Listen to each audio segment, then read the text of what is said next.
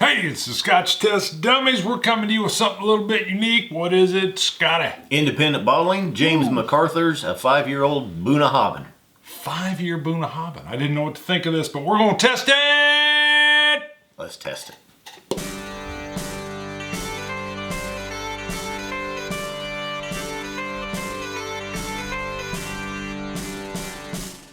All right, Scott, we're in. We're going to be testing this in a bit. You can almost tell there's no Coloring added in that. added. If they did. One guy, he had one job. Yeah. He didn't get it done. Yeah, they were like, put some color in that. And, I got it. And then he was like, he no. probably fell asleep. Yeah, forgot. No, it's a 5-year. But before Jimmy was Jimmy! Around, drank too much. And Make sure you get some coloring in that. And he was sipping on it. He was like, this is good. I ain't adding nothing to it. All right, but we got a Scotch God shout out first. Very cool. Victor E. He's in Iceland. Reykjavik? No. I just like saying that. Makes me feel worldly. Anyway, Victor emailed us from the website, scotchtestdummies.com. He emailed us from the website. On the website. Got it? Boom. But sent us a picture. He picked up a bottle of Bruichladdich 3D3 after our review. You're a genius, sir. And he says, look what you made me do. We're throwing that pick up right now, that pick. Insert it. Yeah, yes. it's flying in there, and we made him do it. Yeah. And Victor doubled down because he's also wearing a Star Wars t-shirt. Woo! Cool. Which one? What do we got? Well, you can't quite tell. No, You can but just it's see got it. the logo. You can see it just Star past Wars the bottle. thing going on. Yep. That's right. He's kind of hiding behind the 3D3. Yeah, he might be in the witness protection He program. could be. Maybe they sent him to Iceland for protection. He did give us permission to put the picture in there. Wonderful. I thought maybe you just did it. Nope. Bam. We got permission. We're in. So that's our Scotch. But he found it on an internet auction. So yeah, because we tripped and fell across ours. So yeah, that's a 07-08 bottling. So right into the bottling. So you brought this over. This is your bottle. 173. James MacArthurs. I was looking at it. No. Go ahead. My wife bought me this for my birthday. And I'd seen this in our liquor store. I would not have bought this. Just because it's an independent bottling. It was a 5-year-old Bunnahabhain. Yeah, that's what intrigued me. And it's $59. It was $59 in our liquor store. So I would not have bought this. But I'll tell you, I'm glad she did. Yeah, because there was a night where it had been busy at work, and I thought, I need to test something that you brought over. But I looked at your Balvenie 15. I thought, not tonight. Then I looked at a couple other ones, and I thought, oh goodness, no. And I had low expectations for this because I thought 5 years with the Bunnahabhain name. I thought, cool, it's going to have some peat, probably nothing too subtle. Let me do that. Needless to say, I was surprised. Now, and the only other Bunnahabhain I've had and that we've reviewed is the 12-year-old, and I wasn't a big fan of it. It had, I don't remember what it was, some off-putting note in it. Kind of have a little bit of creosote in it. Yeah. I liked it, but it is different and unique, more or less. No, that's good. Okay.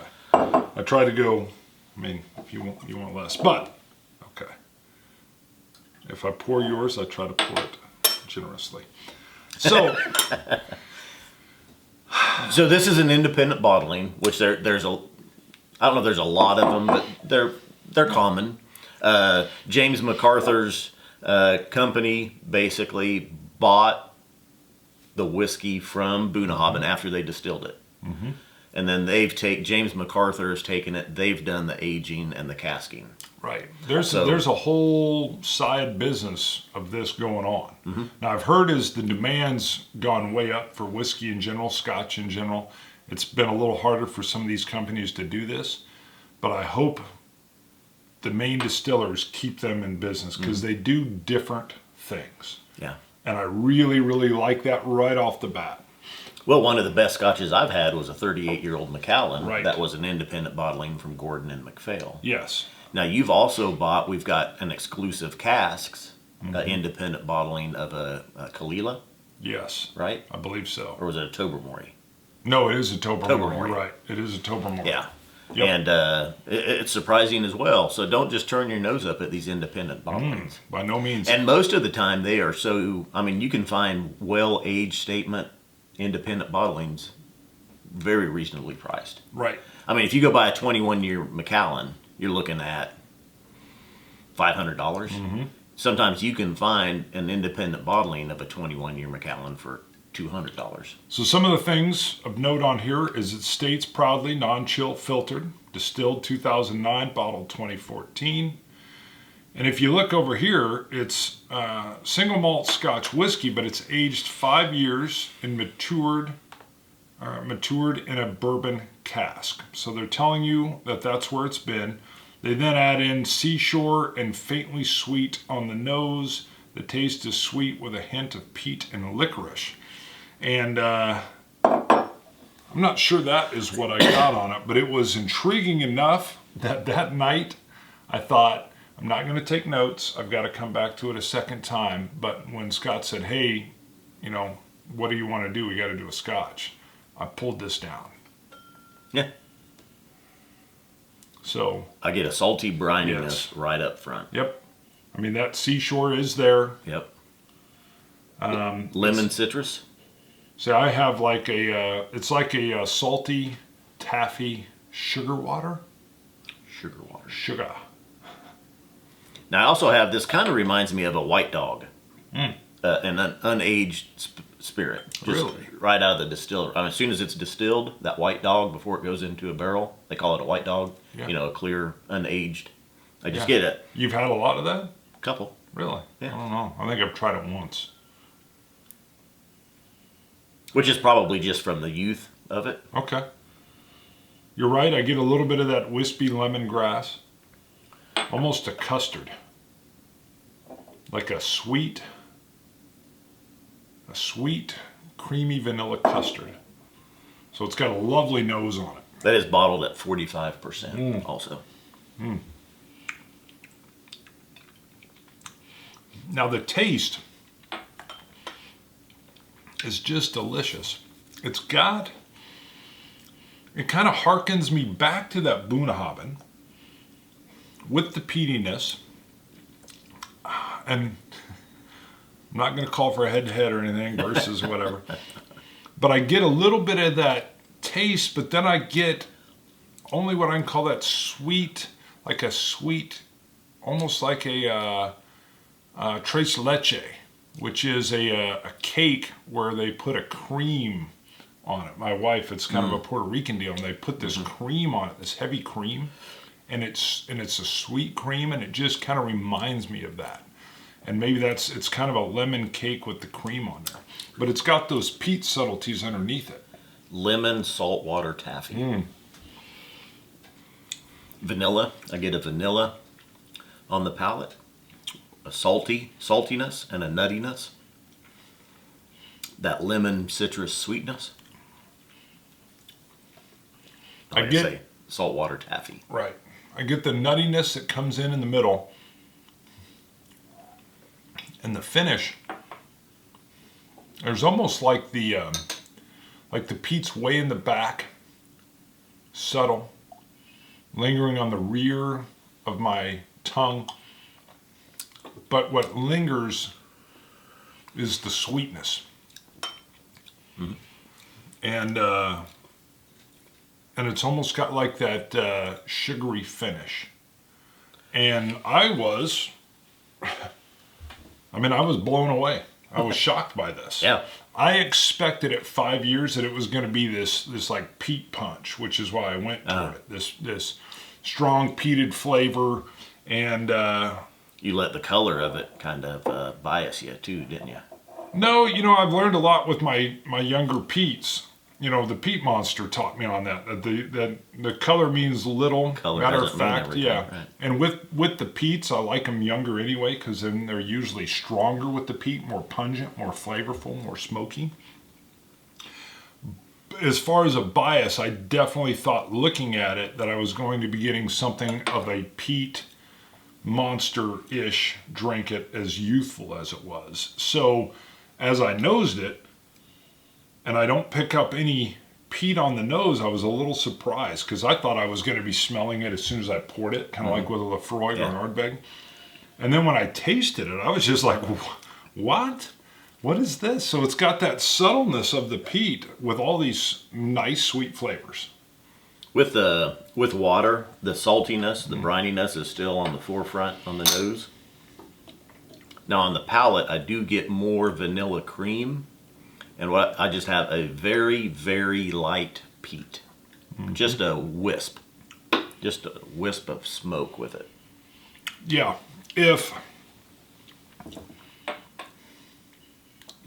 I mean the peat almost hangs as if it's in the finish, but in the middle, which is kind of a, when you normally have the peat finish where it kind of hangs, that peat hangs on your palate for a while. While I still have the liquid, I get some of that peat flavor in the middle instead of as a finish. And then it finishes sweet, which is what's very, very different and intriguing with this. Vanilla is still very present in it, and almost a little bit of caramel there too. I just got probably from the bourbon cask, but a little bit of a mintiness comes out with or a clove with the water. Enjoy everything about this. Is it worth it? You got to score it first. Sorry, got excited because it's the 5-year. I'm going to score this a 90. The surprise factor is a part of that. I'm a big fan of the peat. Everybody kind of knows that. This is a subtler peat. And the sweetness, I'm going to tell you that this is a great peat as we move into spring and into summer, because this is not something I would shy away from sipping on a 95-year-old, on a 95-degree day that we get here in Kansas sometimes. Oh, we got the plus minus, baby. So you're either a 91 or an 89, or maybe right? Yeah. I'd forgotten the plus or minus the last couple reviews, so I know some people are wondering what happened to it. It's still here. It's weak. I kind of dig it now. I like the fact that I like when I see your plus minus sixes. I'm like, what? Well, what's funny in the past is, we've had some, and I do like a 90 plus or minus 1, and we'll get some comments. Hey, I gave it an 89, so your plus or minus 1 is right on there. I guess in a way you're appealing to the masses. Yeah. Yeah, whereas I kind of stick it. Yeah, you're dumb. No, I make a stand. Now, is it worth it? $59. It is. It is worth it, and you should try it. My only thing is, for the 5-year, I got to admit, if it was 45, I'd buy 3 of them. So I would spend more money if it was a little bit less. I would rush out. If it was 45, I'd go buy 3 of these, and they would take me through spring and summer. Now, your Octomore 6.1 was $170, and it's a 5-year-old. Well, let's not compare this to that Octomore. That Octomore transitioned and traveled, and I was just happy to see it. You're using the age statement as a qualifier for your price range. All right. I'm getting at. That's probably a good point. On the just go based on the taste. Is it worth $59? Yes. Yes. I said yes early. I guess you're right. I mean, that's a good point. You caught me. That doesn't happen very often. No. I guess, that's an interesting point, because we've had the 7.3 is what I've been talking about lately. We've had the 6.3 and a sample. And when we saw the 6.3 on the shelf, we each bought one. We're going to do that in a later video. But it's funny, whenever I think of the Octomore, especially the 6.3 and all its complexity, the 5-year mark is astounding. And it's amazing. And I don't even think of it in terms of its age, which that'll have to be in that video. Check out our Octomore full 6.3 when you get a chance, because you're right. Let's give a shout out real quick to Amy, Amy's husband. Now, we had a really neat thing. Amy and Amy's husband sent us a care package. Had a little note in here, and they sent us some things from the Michigan area that you can't get here. And first of all, thank you. I'm a fan of the salty snacks. These are gone. All right, we did a little. We did share them. Yes, yeah. Well, between each other, we did a live private show with our Patreon viewers. Amy and Amy's husband are Patreon supporters. And right after the show, we open these up. Amy, I hear these are your favorite. These are phenomenal. Yes. I love the hot chips. Mm-hmm. And you're right. These have something massively good. I may be asking you to find me a case of these and I'll pay for it. Now, she must have been reading our mind because I'll tell you, salt and vinegar are my favorite chips. Love those too. And so those were delicious. So unique. So now I like the hot chips though too, but salt and vinegar. If I'm at the store and I'm wanting a bag of chips, I'll pick up a salt and vinegar bag from somewhere. Now, Amy's husband says, sent along this from Sanders, sent along what's called chocolate fudge bumpy cake. Well, first of all, we didn't say this is all products of Michigan. All Michigan. They are in Michigan, and they wanted to send us some a taste of Michigan. Yes. Right. So this bumpy cake, Amy's husband says, try it chilled. Oh. I believe he says chilled, or at least don't warm it up. So the bumpy cake is best eaten cold. Yes. Now here's the funny thing. My son saw this and said, Dad, don't open that. I want some. So he saw the bumpy cake and he wanted it. This is neat. Dark chocolate, also from Sanders, espresso beans. Oh, that's the same company, huh? Yep, right. Same company. They've got this in this little package. Don't stack it? All right, we don't want anything to fall. Almost reminds me of a ramen noodle feel to it with the package. It took me back to the college days. And then Sanders sends out another one. They've got this established 1875. This, you guys are speaking to my soul here. Milk chocolate pecan torties? Torties. Torties? Is that how you say it? Yeah. I'm sure it's French. Maybe it's tortes. Sorry, that sounded Hispanic. And then, do we mention? Yeah. We got a little sample. It's all sealed up. We got a sample from the MB Roland uncut, unfiltered, dark-fired Kentucky straight bourbon whiskey, still and barrel proof with all the information on it. Wonderful, wonderful, wonderful. Thank you so much. Here's the deal. This is the whiskey fabric at its best. When we commune with you guys out there, and then the love comes back. Commune? Okay. Yeah. Yeah, commune. I wouldn't have used that. I'm a literary genius. When we commune, that's what we're doing. It's like they're bellying up to the bar. We'll use that. I always say table, you want to say bar. Okay. They're joining us, and then these little snacks come in, and the chips, again, I'm just going to say thank you for adding those in. Yep. So we love that. The note that comes in, you guys talking about your favorites. I will say Amy's husband doesn't score a number system. Here's his system. Bullet pointed, don't. So that'd be number one. That's don't right. like it. It's okay. All right. It's all right. This is good. This is good. This is would good. Be a 3. That's right. And then this is really good. So we've added the really to the good. And then he's got I'm in heaven. A 5 would be I'm in heaven. I would throw out maybe Nirvana. Nirvana being the last one, but I don't know. Can you beat or heaven? Just a oh yeah, it almost goes without words. Like you open up the briefcase and the light shines on you. Yeah, like Pulp Fiction was just yeah. So that is his system. We love the interaction. Thank you. Thank you. My boy thanks you. Wants to try anything called bumpy cake, he's on board. So we appreciate it. Anything you want to add? No. All right, scotch it, you Scotch gods. Cilantro. Dummies.